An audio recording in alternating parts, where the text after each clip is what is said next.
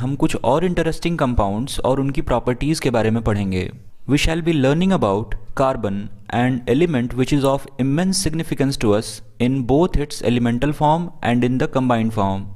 हम यहाँ कार्बन के बारे में सीखेंगे जो कि अपने एलिमेंटल या कंबाइंड दोनों ही फॉर्म में हमारे लिए काफ़ी इंपॉर्टेंट है। Activity 4.1 make a list of 10 things you have used और कंज्यूम्ड सिंस द मॉर्निंग। हमें ऐसी 10 चीज़ों की लिस्ट बनानी है जिसका हमने सुबह से इस्तेमाल किया हो या फिर उपयोग किया हो। Compile this list with the lists made by your classmate and then sort the items into the following table. आप अपने लिस्ट को अपने साथियों की लिस्ट से कंपेयर करें और उसे यहाँ इस टेबल में लिखें। If there are items which are made up of more than one materials put them into both the relevant column. अगर कोई ऐसा आइटम है जो एक से अधिक चीज़ों से बना है तो आप उसे एक से अधिक कॉलम में डाल सकते हैं। मैंने यहाँ कुछ चीज़ों की लिस्ट बना रखी है, हो सकता है आपका लिस्ट मेरे लिस्ट से डिफरेंट हो। Things made of metal, metal से बनी चीज़ों की बात हो रही है तो सुबह से हो सकता है आपने स्पून का इस्तेमाल किया हो, टंग क्लीनर, नल का इस्तेमाल किया हो, टैप, बाइक और बाइसिकल अगर आप चलाते हो तो lunch box, pen, wrist watch और ऐसी बहुत सारी चीज़ें हैं जो मेटल से बनी हो सकती हैं। और कुछ चीज़ें जो ग्लास या फिर क्ले से बनी हो तो ग्लास की बात करें, जिस ग्लास से हम पानी पीते हैं वो ग्लास, या फिर घड़े की बात करें, पेन भी हमारा ग्लास से बना हो सकता है। और भी ऐसी बहुत सारी चीज़ें हैं जो कि ग्लास या क्ले से बनी हो सकती हैं। और अदर्स की बात करें तो उसमें है हमारा desk, bench, chair, table, brush, shoe और भी बहुत सारे जो कि मेटल या ग्लास से नहीं बने हुए थे। Look at the items that come in the last column. Your teacher will be able to tell you that most of them are made up of compounds of carbon. आपके teacher आपको बताएंगे कि इनमें से ज़्यादातर चीज़ें कार्बन से बनी हुई हैं। Can you think of a method to test this? क्या आप इसको टेस्ट करने का कोई तरीका सोच सकते हैं? What would be the product if a compound containing carbon is burnt? क्या होगा अगर किसी ऐसे कंपाउंड को जलाया जाए जो कार्बन कंटेन करता हो? अगर आप किसी कार्बन कंटेनिंग कंपाउंड को जलाएंगे तो संभव है वो आपको कार्बन डाइऑक्साइड या फिर कार्बन मोनोऑक्साइड दे। Do you know any of this test to confirm this? तो यही टेस्ट है कि आप उसको जलाकर देखेंगे और वो आपको कार्बन का कोई कंपाउंड देगा। फूड, क्लोथ्स, मेडिसिन, बुक्स और many of the things that you listed are all based on versatile element carbon. ऊपर जो चीज़ें हमने लिस्ट करी हैं उनमें से बहुत सारी चीज़ें कार्बन से बनी हुई हैं। In addition all living structure are carbon based. इसके अलावे जितने लिविंग स्ट्रक्चर्स हैं जैसे कि प्लांट्स, एनिमल्स, ये सारे कार्बन के बने होते हैं। The amount of carbon present in the earth's crust and in the atmosphere is quite meagre. लेकिन जो कार्बन का अमाउंट हमारे एटमॉस्फेयर में या फिर हमारे अर्थ क्रस्ट में प्रेजेंट है वो काफ़ी कम है। The Earth crust has only 0.2% carbon in the form of minerals like carbonate, hydrogen carbonate, coal and petroleum, and the atmosphere has 0.3% of carbon dioxide. तो ये कुछ कार्बन के सोर्स हैं हमारे एटमॉस्फेयर और हमारे अर्थ क्रस्ट में। In spite of small amount of carbon available in nature, the importance of carbon seems to be immense. Although हमारे नेचर में बहुत कम कार्बन प्रेजेंट है पर इसकी इम्पोर्टेंस बहुत ज़्यादा है। In this chapter, we will be looking at the properties of carbon which lead to this anomaly. इस चैप्टर में हम कार्बन की प्रॉपर्टीज़ के बारे में जानेंगे और ये भी जानेंगे कि ऐसा क्यों हुआ। 4.1 Bonding in carbon, the covalent bond. In the previous chapter, we studied the properties of ionic compound. पिछले चैप्टर में हमने ionic compound की प्रॉपर्टीज़ के बारे में पढ़ा था।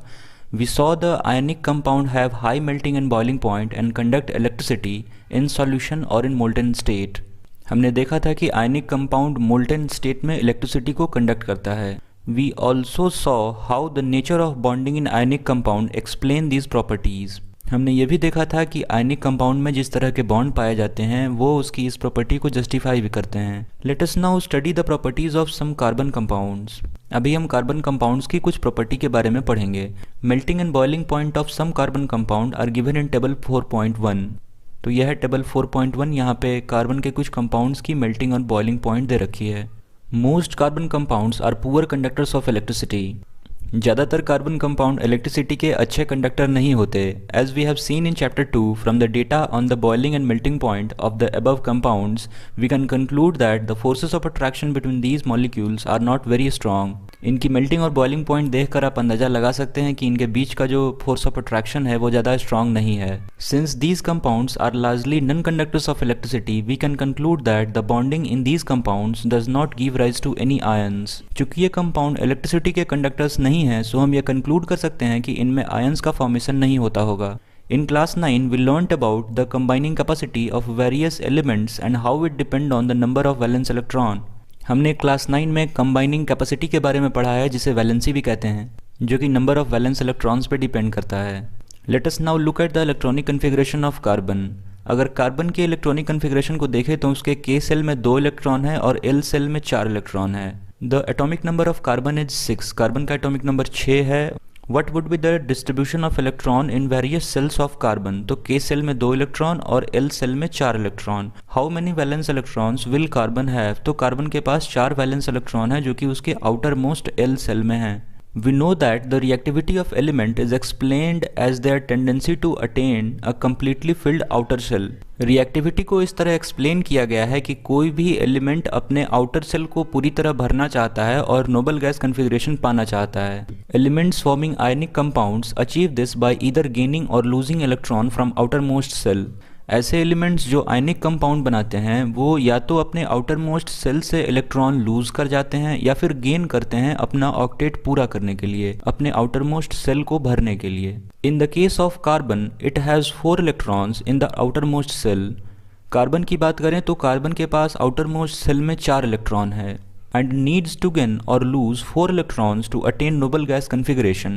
noble gas configuration पाने के लिए कार्बन को चाहिए कि या तो वो अपने चारों वैलेंस सेल इलेक्ट्रॉन्स लूज कर जाए या फिर कहीं से 4 इलेक्ट्रॉन गेन करे. If it were to gain or lose electrons, carbon अगर इलेक्ट्रॉन लूज करेगा या फिर गेन करेगा तो क्या कुछ दिक्कतें आएंगी, वो यहाँ पे 2 पॉइंट्स में बताए गए हैं. Point number 1, it could gain 4 electrons forming C4-.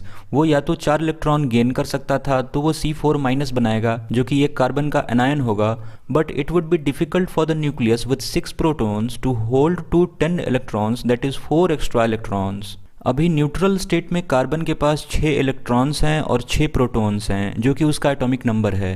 अगर कार्बन ने कहीं से 4 इलेक्ट्रॉन गेन कर लिए तो कार्बन के पास कुल 6 प्रोटॉन्स बचेंगे और 10 इलेक्ट्रॉन्स हो जाएंगे जो कि स्टेबल नहीं होगा और कार्बन का प्रोटॉन उन 4 नए इलेक्ट्रॉन को होल्ड करके नहीं रख पाएगा.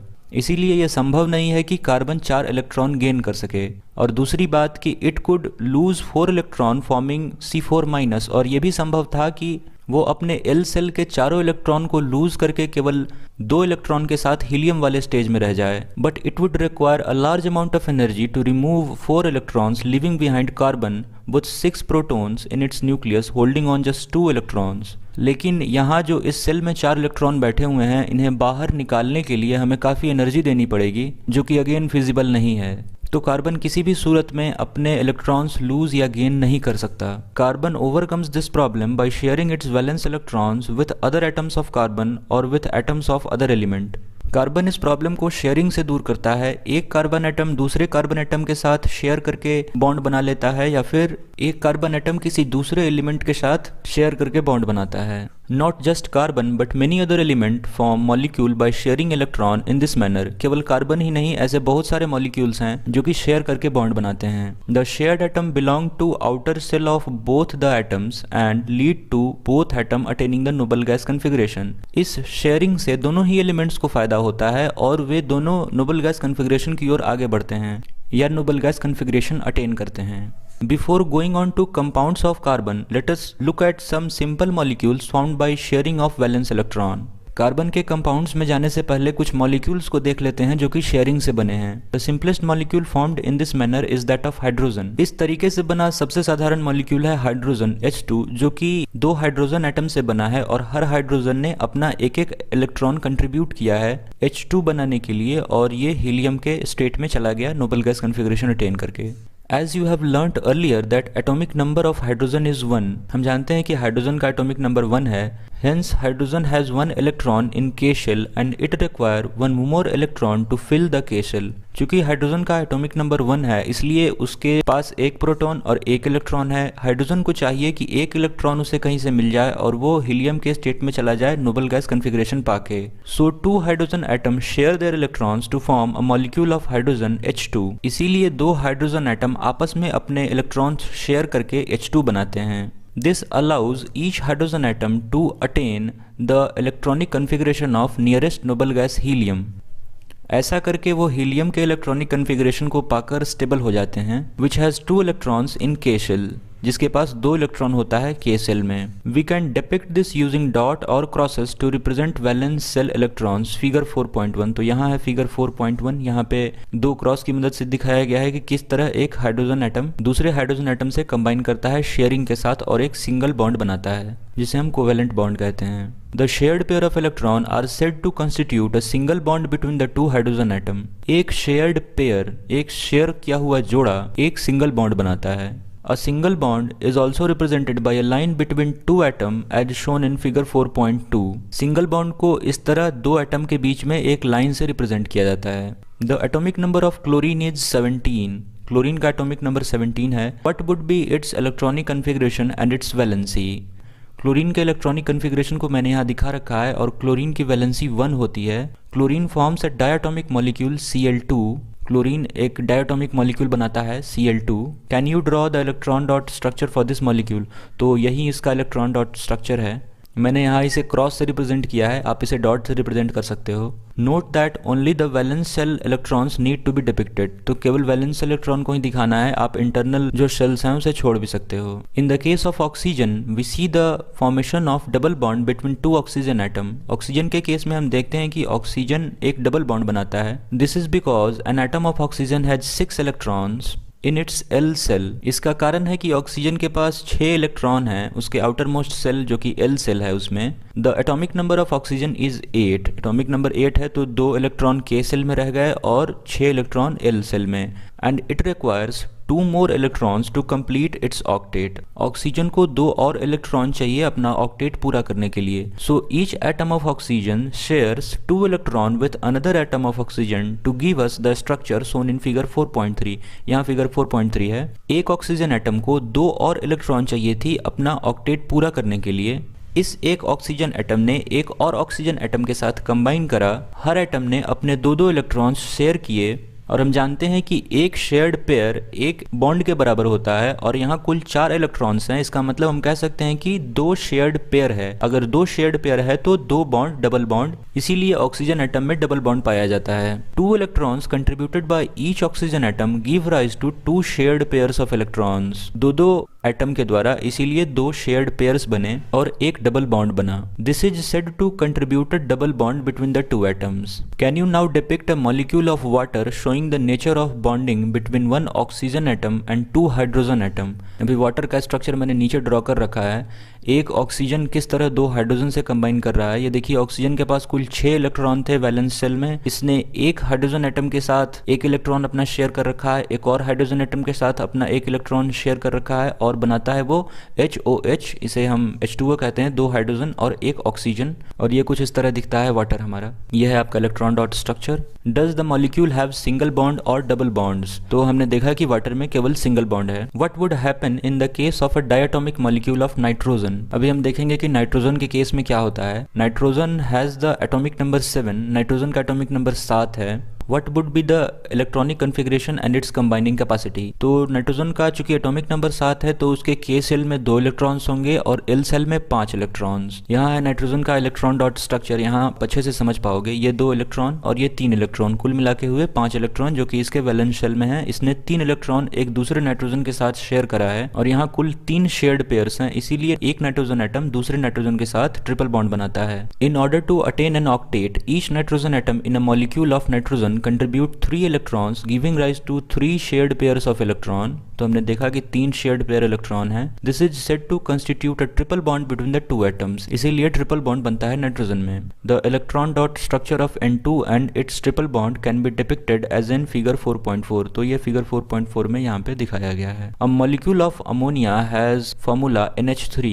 Can you draw the electron dot structure of molecule showing how all 4 atom achieve noble gas configuration? तो NH3 में कुल 4 एटम है, एक नाइट्रोजन का और 3 हाइड्रोजन का। तो इसका फिगर मैंने यहाँ बनाया है। नाइट्रोजन का एटॉमिक नंबर 7, उसके वैलेंस सेल में कुल इलेक्ट्रॉन्स 5। तो नाइट्रोजन को 3 और इलेक्ट्रॉन चाहिए शेयर करके कोवेलेंट बॉन्ड बनाने के लिए। तो यहाँ पे वो 3 हाइड्रोजन से कंबाइन कर रहा है। हर हाइड्रोजन एक एक एटम कंट्रीब्यूट कर रहा है जो कि नाइट्रोजन के साथ शेयर हो रहा है। और अगर नाइट्रोजन के वैलेंस सेल इलेक्ट्रॉन की बात करें तो कुल हुए 2, 2 4, 2 6 और 2 8। तो इसके वैलेंस शेल में कुल 8 इलेक्ट्रॉन हो गए और नाइट्रोजन ने अपना नोबल गैस कॉन्फ़िगरेशन पा लिया। Will the molecule have single, double और ट्रिपल बॉन्ड? तो चूंकि एक एक एटम शेयर हो रहा है, एक एक शेयर्ड पेयर है हर हाइड्रोजन के साथ, तो सारे हाइड्रोजन के साथ एक एक सिंगल बॉन्ड आएगा, जिस तरह यहाँ ऑक्सीजन और हाइड्रोजन के बीच में आया है। Let us now look at methane which is a compound of carbon. अभी मीथेन को देखेंगे जो कि एक कार्बन का कंपाउंड है। Methane is widely used as fuel and is a major component of biogas and compressed natural gas CNG. आप जानते हैं मीथेन सीएनजी और बायोगैस में होता है। It is also one of the simplest compound formed by carbon, और ये carbon के द्वारा बनाया जाने वाला सबसे साधारण कंपाउंड है। Methane has formula CH4। Methane का फॉर्मूला CH4 है। Hydrogen as you know has a valency of 1। Hydrogen के बारे में हम जानते हैं कि हाइड्रोजन की वैलेंसी 1 होती है। कार्बन इज टेट्रावैलेंट और कार्बन की वैलेंसी 4 होती है। मतलब कार्बन को 4 इलेक्ट्रॉन चाहिए अपना ऑक्टेट पूरा करने के लिए और हाइड्रोजन को केवल 1 इलेक्ट्रॉन चाहिए अपना वैलेंस शेल पूरा करने के लिए। In order to achieve noble gas configuration, carbon shares these electron with 4 atom of hydrogen as shown in figure 4.5।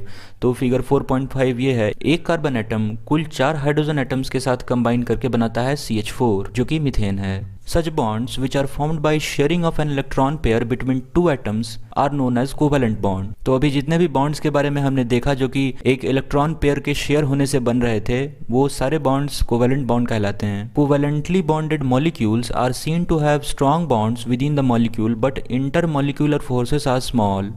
ऐसा देखा गया है कि जो कोवेलेंटली बॉन्डेड मॉलिक्यूल हैं उनका बॉन्ड तो स्ट्रांग होता है लेकिन उनके बीच का जो इंटरन्यूक्लियर फोर्स है वो स्ट्रांग नहीं होता। This give rise to low melting and boiling points of these compounds. और कोवेलेंट कंपाउंड के लो मेल्टिंग और बॉइलिंग पॉइंट होने का भी यही कारण है कि उनके बीच का जो इंटरन्यूक्लियर फोर्स है वो स्ट्रांग नहीं होता। Since electrons are shared between atoms and no charged particles are formed, such covalent compounds are generally poor conductors of electricity. चूंकि इलेक्ट्रॉन्स की शेयरिंग हो रही है, इलेक्ट्रॉन्स का ट्रांसफर नहीं हो रहा है, इसलिए कोई भी चार्ज पार्टिकल फॉर्म नहीं हो रहा है और यही कारण है कि जो कोवेलेंट कंपाउंड्स हैं वो पुअर कंडक्टर्स ऑफ इलेक्ट्रिसिटी होते हैं। यहाँ है येलो बॉक्स जिसे मैं इस बार एक्सप्लेन करने जा रहा हूँ।